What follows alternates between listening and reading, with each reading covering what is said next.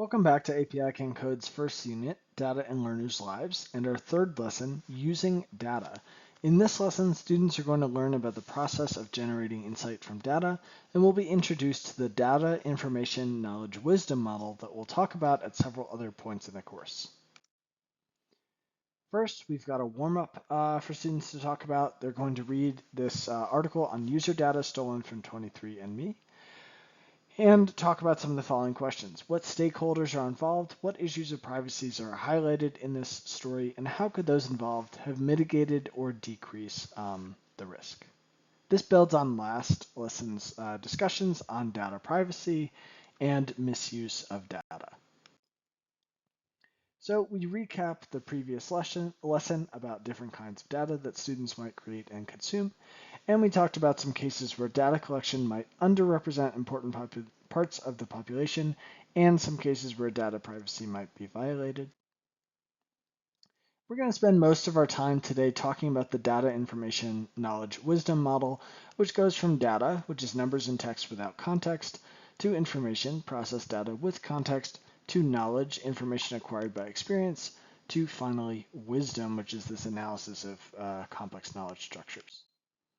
So what we mean by that is we'll talk about a few examples, one being the outbreak of the cholera epidemic in London in 1845.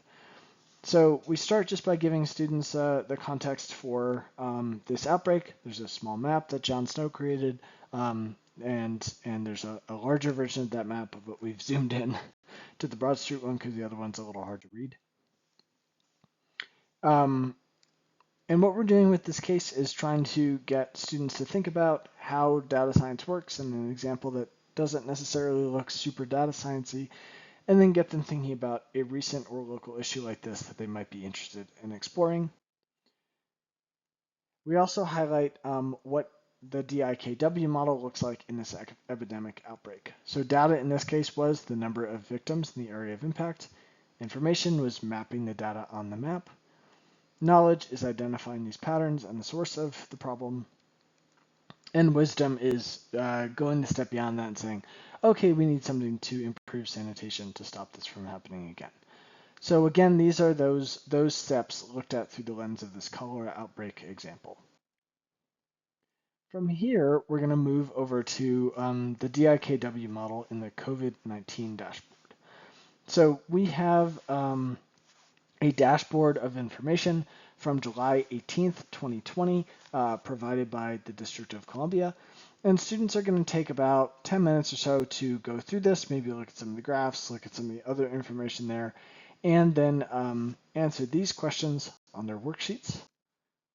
For each of these graphs, we want students to think about a couple of questions. First of all, what were the data in each graph? In this case, like cases are really the data behind this.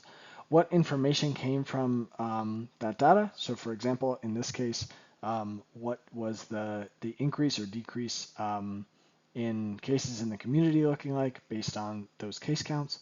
What knowledge can we learn? So we might see things like, oh, the cases are actually starting to decrease as we go on.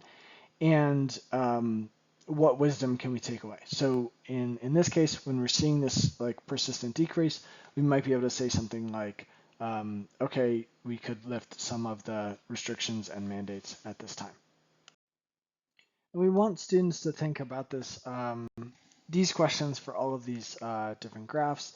What does the data look like? What information did we produce? What knowledge can that information give us? And what wisdom should we sort of walk away with? So students can look at this DIKW model through any of the previous graphs and also this one, which shows cases and cumulative incidents by ward in the DC area. So next we're going to talk about heat exposure and the heat exposure index. So heat exposure can actually be a major problem worldwide. It has increased a lot in recent years and can be associated with some bad health risks and outcomes. You can see highlighted on this map some areas throughout the world where the annual heat exposure has actually gone up. For this exploration, we look at the heat sensitivity exposure index dataset on OpenData-DC. OpenData-DC, by the way, just provides a lot of datasets collected in the DC area, open to the public. So what we have students do first is just explore what variables are here. We ask them a few questions about a couple of these variables, namely total 2020 census population and percent of population below 5 years of age. The goal here is to link back to some of their, like that divide between quantitative and qualitative, and further into ordinal, nominal, discrete, continuous variables from previous lessons.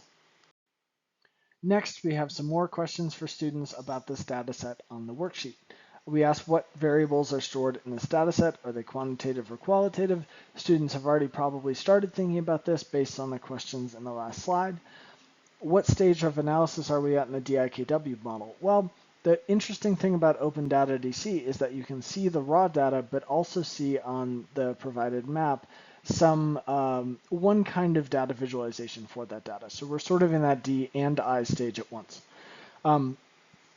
Students might have different answers about how we could progress through the later stages, but probably we need to do some more analysis on the trends that we're seeing and the patterns to see what's really going on, and then convert that into some kind of policy decision or otherwise to get to that wisdom level.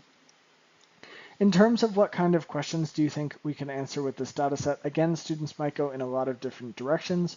One interesting thing to look at here is the relationship between heat sensitivity exposure in different neighborhoods and health metrics in those different neighborhoods. So it might be nice to look at those and see a correlation between them. From here, we are going to move towards students coming up with a local issue they might want to investigate. We recommend this be done in small groups and have students talk to each other and think about some local issues they might want to investigate with data. This could be data that already exists, or this could be collecting new data. We do want students to write down their ideas in their notes so that they can come back to these ideas in later lessons. They do not have to be perfect. They do not have to be formally written out, but it will help if they have some idea of what they wrote down here. So finally, we ask some questions for a closing discussion. What does each stage of the DIKW model look like? Students might use examples from earlier in class. Why do we need to analyze data instead of using it in its raw form? Again, students might come up with some different answers here, but one really good reason is that just a massive table of data is really hard to read, and that by creating data visualizations and information, we can see trends a lot more clearly, we can see patterns and things like that. Does the process of analysis always produce useful or correct wisdom? So here's where the choice of the COVID-19 dashboard from July 2020 is particularly potentially interesting today, because a lot of those graphs showed sort of COVID getting stable and decreasing and leveling out. And we know that that really wasn't the case, because after summer, when school started back up, or around that time, we did see a surge in cases. So this is actually a case where, looking at that dashboard as an example, that data did not, and that process of analysis did not really produce correct wisdom or guidance. We have an exit ticket again for today. This should be at the end of that worksheet for today's class. And we asked two questions. First of all, what stage of the DIKW model does this graph represent? We think we're in the information stage because we have started graphing the data. We're not just looking at raw numbers. Secondly, we ask, what do you think the cases look like? Students' answers might vary a little bit here, but if you think about what this graph is showing, each case is probably the real house price index at a particular moment in time. So some answer like that is pretty good. On behalf of the API team, thanks for tuning in to this video, and thanks for teaching this curriculum. See you next time.